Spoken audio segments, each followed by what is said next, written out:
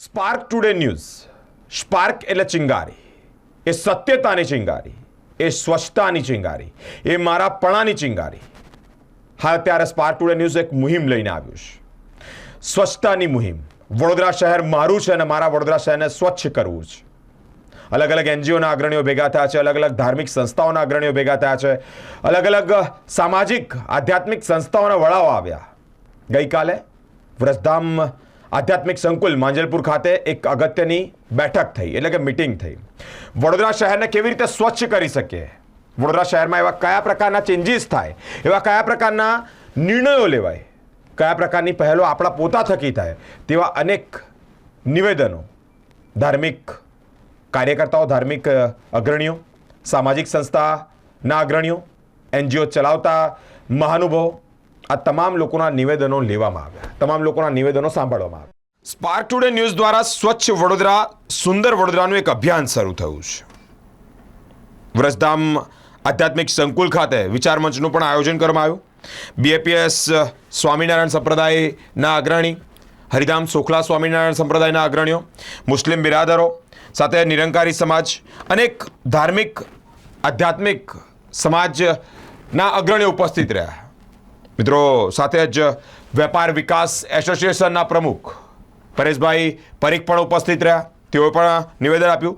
સાથે જ spark today ન્યૂઝના વડા પરેશભાઈ શાહ દ્વારા શપથ પણ લેવડાવવામાં આવ્યા કે હું ગંદકી કરીશ નહીં અને ગંદકી કરવા દઈશ નહીં. આગામી સમયમાં સ્પાર્ક ટુડે ન્યૂઝ દ્વારા અલગ અલગ સ્વચ્છતાને લઈને કાર્યક્રમો થતા રહેશે. चिदानंद रूपाय विश्वोत्पत्त्यादि हेतवे तापत्रय विनाशाय श्री कृष्णाय वयम नमः. આજે વ્રજધામ આધ્યાત્મિક સંકુલ ખાતે સ્પાર્ક ન્યૂઝ ચેનલના તત્વાવધાનમાં પરેશભાઈ અને સુજલભાઈના વિશેષ નેતૃત્વમાં સ્વચ્છતા અભિયાન માટેનો કાર્યક્રમ રાખવામાં આવ્યો છે. વડોદરા શહેરના અંદર સ્વચ્છતા અભિયાનને લઈને જે આ પહેલ મીડિયામાંથી સૌથી પહેલી વાર કદાચ કરવામાં આવી છે અને સ્પાર્ક ટુડે ન્યૂઝ ચેનલ આખા વડોદરાને સ્વચ્છ બનાવવા માટેની જે મુહિમ ચલાવવા જઈ રહી છે તે ખરેખર ખૂબ જ આવકારનીય અને પ્રશંસનીય છે. વ્રજધામ આધ્યાત્મિક સંકુલ અને વિવાયો પરિવાર એ આપના સાથે છે. હું શહેરીજનોને ખાસ અપીલ કરું છું કે આ મુહિમમાં આપણે બધા જ જોડાઈએ, આપણા શહેરને સ્વચ્છ બનાવીએ અને ભારતના અંદર ટોપ 10ના અંદર આપણું શહેર આવે તે માટેના પ્રયાસો માટે પણ આપણે કાર્યરત બનીએ. ફરી એકવાર સ્પાર્ક ટુડે ન્યૂઝ ચેનલને આ પ્રસંગે ખૂબ ખૂબ અભિનંદન, ખૂબ ખૂબ સાધુવાદ, ધન્યવાદ, આશીર્વાદ, શુભમ. કરીશ નહીં અને બીજાને ગંદકી કરવા દઈશ નહીં. હું પ્રથમ સ્વચ્છતાની શરૂઆત મારા રહેઠાણ અને કાર્યસ્થળથી કરીશ. હું મારા ઘર કચરાને સૂકા અને બિના કચરાને સ્વરૂપમાં વર્ગીકૃત કરી વડોદરા મહાનગરપાલિકા ના door to door waste collection ના વાહનોમાં જ નિકાલ કરીશ. હું શહેરની નદી નાળા ખુલ્લી જગ્યાઓમાં કચરો નાખીશ નહીં. શહેર સ્વચ્છ રાખવા સહભાગી થઈશ. હું સિંગલ યુઝ પ્લાસ્ટિક નો ઉપયોગ કરીશ નહીં. હું પરેશ તમારો શપથ લઈ રહ્યો છું કે વડોદરાને દેશનું સૌથી સ્વચ્છ શહેર, સુંદર શહેર બનાવવા માટે હંમેશા પ્રતિબદ્ધ રહીશ અને આ ઐતિહાસિક અને સાંસ્કૃતિક વારસાવાળી શિક્ષણ અને વિકાસ માટે પ્રખ્યાત સંસ્કારી નગરીને ગંદકી મુક્ત અને સ્વચ્છ બનાવીશ. જય હિન્દ, જય હિન્દ, જય હિન્દ. અત્રે ઉપસ્થિત તમામ ધાર્મિક સંસ્થાઓ, સામાજિક સંસ્થાઓ, NGO, સોસાયટીના બોર્ડના, એપાર્ટમેન્ટના વડાઓ, આપ સર્વે પણ આપનો કિંમતી સમય કાઢી આ ચિંતન બેઠકમાં આવ્યા છો એ બદલ તમારો બધાનો ખૂબ આભાર માનું છું. એક સમયે વડોદરા ખૂબ સંસ્કારી, સૌંદર્યપૂર્ણ, દીવાદાંડી સમાન હતી. વખતો જતા જતા એ પડકારરૂપ હતી અને આજની પોઝિશન આપ સર્વે જાણો છો કે શેનું આક્રમણ છે, ગંદકીનું આક્રમણ પુષ્કળ થઈ ગયું છે. મહાત્મા ગાંધીનો વિચાર સ્વચ્છ ભારત ને આગળ લઈ જવા માટે નરેન્દ્ર મોદી જે આપણા જે વડાપ્રધાન છે એમને 2 ઓક્ટોબર 14ના દિવસે રાષ્ટ્રપતિ ભવનથી સ્વચ્છતા રેલી કાઢી, સ્વચ્છતા દોડ કરી અને આ મુહિમ ચાલુ કરી. આપણે આ મુહિમમાં 10 વર્ષ પાછળ છે.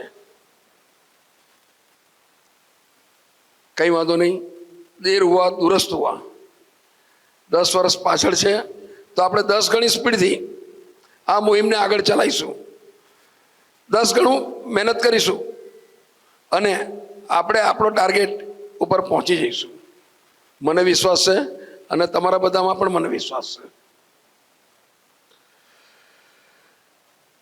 સ્વચ્છતા એ એક એવો વિષય છે કે સ્વચ્છ ભારત હશે, સ્વચ્છ ગુજરાત હશે, સ્વચ્છ વડોદરા હશે, સ્વચ્છ શેરી હશે, સ્વચ્છ એપાર્ટમેન્ટ હશે, સ્વચ્છ ઘર હશે તો સ્વાભાવિક છે કે આપણે બધા સ્વસ્થ હોઈશું અને સ્વસ્થ હોઈશું ને તો દેશ માટે, ગુજરાત માટે, વડોદરા માટે ખૂબ કામ કરી શકીશું.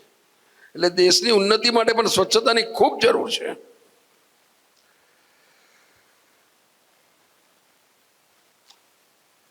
સ્વચ્છ સુંદર ઘર, સડકો સકારાત્મક અને ઉર્જાત્મક તમને મહેસૂસ કરાવે છે. મારે તો ખાસ એ કહેવું છે કે જ્યાં આગળથી તમે જન્મ લીધો, જ્યાં આગળ તમને માન, કીર્તિ, યશ, પૈસા બધું જ મળ્યું છે, એ શહેર ને અત્યારે કંઈક પાછું આપવાનો ટાઈમ આવ્યો છે. તો આ બધા પોતાની નૈતિક જવાબદારી સમજી એ શહેર માટે બધા જ આપણે જોડે મળીને યોગદાન આપીએ એવી મારી તમને બધાને નમ્ર વિનંતી છે. તમામ વડોદરાવાસીઓને પણ મારી નમ્ર વિનંતી છે. આપણે આગળ ઘણા બધા પ્રોગ્રામો કરવા જઈ રહ્યા છે. તમારે બધાના પણ સલાહ સૂચનો લઈશું. ત્યાર પછી આપણે જોઈન્ટલી નક્કી કરીશું કે કયા પ્રોગ્રામો કરવા છે, કેવી રીતે કરવા છે. આ પ્રોગ્રામ, આ મુહિમ સ્પાર્ક ટુડેની છે એવું નથી. આજથી આ મુહિમ તમારી, મારી ને સમગ્ર વડોદરાની છે. જે કંઈ પણ ડિસિઝન લેવાશે એ આપણા બધાનું સર્વાનુમતે ડિસિઝન લઈશું કે આગળ કેવી રીતે આપણે વધવું છે. મારે વારંવાર ઇન્ડિયાની બહાર જવાનું થાય. એક વખત મારા દીકરા જોડે બહુ દૂર જંગલમાં ફરવા ગયેલા અને મને બાથરૂમ લાગી. ગુજરાત હોત ને, વડોદરા હોત ને તો કદાચ જાહેર માર્ગમાં અથવા તો બાયપાસ રોડ પર આવતો હોત તો મેં જાહેરમાં મારી ગાડી રોકાવીને બાથરૂમ કર્યું હોત. લગભગ પોણો કલાક પછી એક શહેર આવ્યું. મારા દીકરા એક મોલ શોધ્યો અને મને ત્યાં બાથરૂમ માટેની વ્યવસ્થા કરી તો હું ત્યાં ગયો. આ સ્વચ્છતા આપણે કેમ ના રાખી શકીએ? મારી વાત કરું છું, આપણા બધાની વાત કરું છું. સ્વચ્છતા આપણે આપણી જાતે કરવાની છે.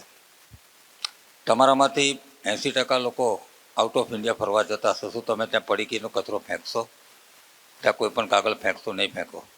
વડોદરામાં કેમ ફેંકો છો?